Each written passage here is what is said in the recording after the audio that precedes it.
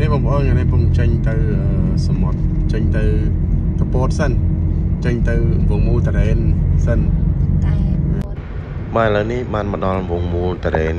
ខេត្តកពតយើងហើយបាទនេះបងប្អូនឥឡូវនេះ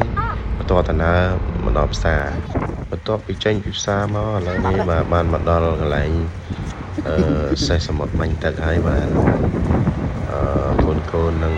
អាយទេសនាមើលទឹកថតរូបដិតរូបអនុស្សាវរីយ៍បា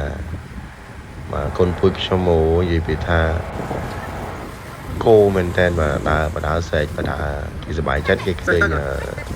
ទឹកសមុទ្របងប្អូនបាទនេះបងប្អូនហើយបាទឲ្យតែថាបានជួបទេសភាពស្អាតគឺថាថតលុកសៃណ៎នេះបាយចិត្តអត់មកលេងសេះសមុទ្រកូនកំមុំខ្ញុំបាទបន្ទាប់ពីដើរលេងនៅកពតមកឥឡូវយើងទៅឆ្នេរកែបម្ដងបាទនេះសេះសមុទ្របងប្អូនឥឡូវនេះមកដល់ផ្សារក្តាមហើយបាទដើរទិញគ្រឿងសមុទ្រទីចិនយកទៅញ៉ាំបាទនៅសមុទ្របងប្អូនគឺអូយមកគឺថាផ្សារក្តាមគេធំមែនតើមកលក់សិតតែគ្រឿងសមុទ្រស្រស់បាទឥឡូវនេះគង់តែ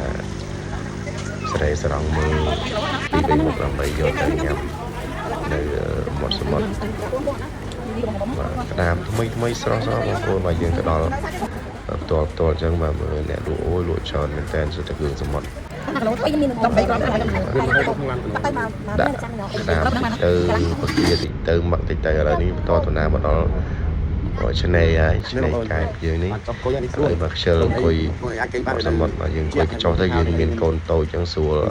ពេលកូនជាមួយគេងអីយើងបានគេងបានអីហ្នឹងហើយបងប្អូនបាទតិចទៀតបានទៅហែកទឹកបងពេលមកសមុទ្រចង់គ្រៀងបាត់អីបាត់អីគេឯងជ្រៀងមកខ្ញុំព្រៃសមុទ្រឆ្នេរបាត់ហ្នឹងហ៎nó mà con phu cho vô hận lần em này con sợ vậy con mong mày nên mới tắt smart á là cái áo mới tắt smart mấy áp tè lên đây lên bắt đầu mày smart đây một con nó con phu đừng đi con mà hai tắt smart ngày này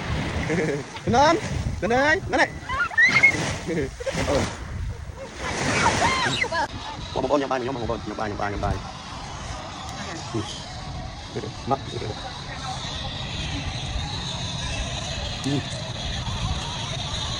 đây một con tay một ra một con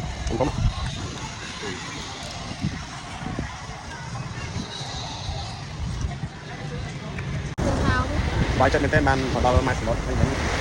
chui đẹp lại thôi xong con chào tụi tôi con chào đang của bậc ngăn mai xong mình chơi sắp phá làm cho sắp phá này một đang phải sang khai không và tôi